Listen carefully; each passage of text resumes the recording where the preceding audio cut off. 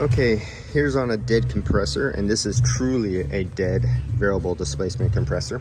So here's the compressor control valve. This is what controls, and you see it's not nice and clean. It's kind of gray. Well, I have black gloves, so I can't show you, but it's dirty. And if you look inside, you see metal flake inside. It's very dirty inside, eaten up, dark and black. So that is truly one messed up compressor. And when you go to spin the variable displacement compressor, now many of you know that there's almost no resistance when you spin a compressor, but this one, there's definitely nothing going on here. The breakaway clutch has already broken away on the inside of this cap right here. So there's nothing going on there except for you're spinning on the bearing right there. That's all you're doing. You're not doing anything inside. And this one, what is that right there, that plug?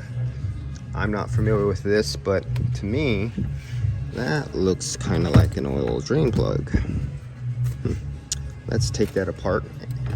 Yeah, I think on this one, there's so many different types of compressors nowadays.